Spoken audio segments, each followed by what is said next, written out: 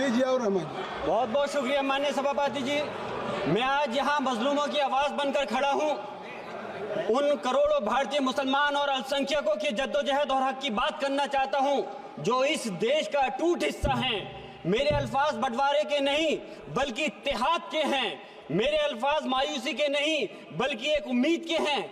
ऐसी उम्मीद जो कि हमारे इस देश को जोड़ना चाहती है। हमारे संविधान को बनाने के लिए हमारे बाबा भीमराव अंबेडकर साहब, मौलाना अबुल कलाम आजाद साहब, डॉक्टर जाकिर हुसैन साहब ने मिलकर के इस संविधान को बहुत मेहनत के साथ बनाया था। ये सिर्फ किताब की शक्ल में देने के लिए नहीं है। आज संविधान के उस पर मैं कहना चाहता हूं कि भारत का संविधान इंसाफ, आजादी और भाईचारगी की जिंदा गवाही है और ये गारंटी देता है कि नागरिक हर मजहब, जात या नस्ल पर इज्जत के साथ गुजार सकते हैं जिंदगी। लेकिन अफसोस है, एक मुस्लिम रहनुमा की हैसियत से मुझे इस दस्तावेज पर बेपनाह फख्र है जो कि दस्तावेज जो संविधान हमें इजाजत देता है। आर्टिकल 15 के मुताबिक किसी भी नागरिक को मजहब, जात, लिंग, नस्ल या जन्म के स्थान पर भेदभाव नहीं किया जाएगा।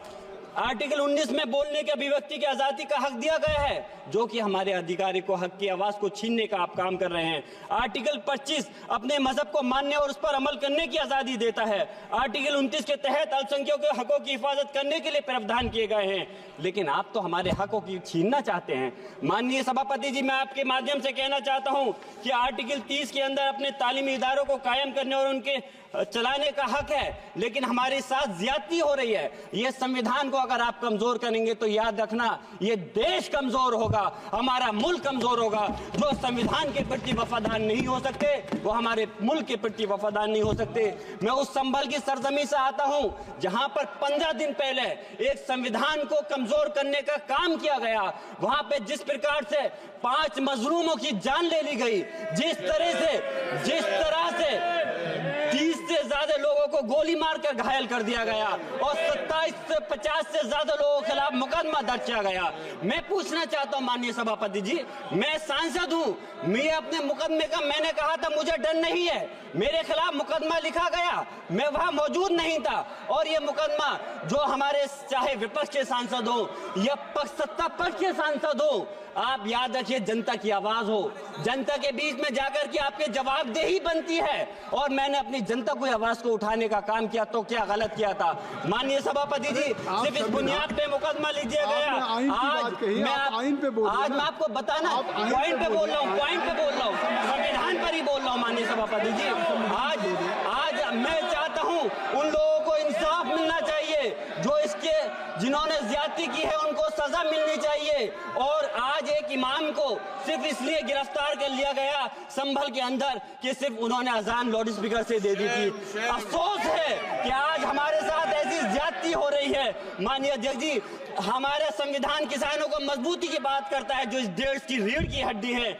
130 किसान जो 10 दिन से ज्यादा समय से जेल में बंद हैं, आप किसानों को हक नहीं दे पा रहे तो किसको हक देने का काम करोगे? मैं अफसोस करता हूँ आज पूरे प्रदेश और मुल्क के अंदर जिस तरह से हमारे लोगों की हिफाजत नहीं की जा रही। एक मॉब लिंचिंग सिर्फ धर्म के नाम पर, अगर कोई मुस्लिम है, ओबीसी है या पिछड़ा समाज का, एससी समाज का है तो नाम पूछ करके उसकी हत्या कर दी जाती है।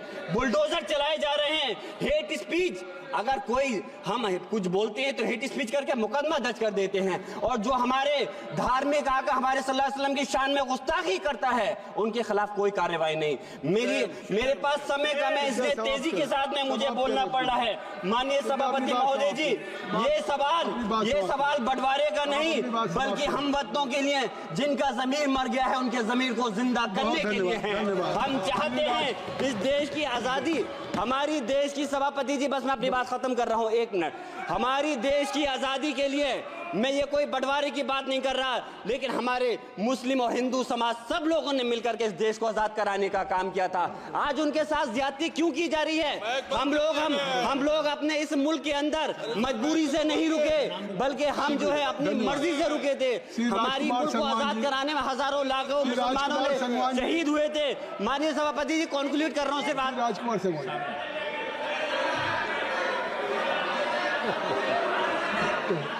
तो आप कंक्लूड करें ना।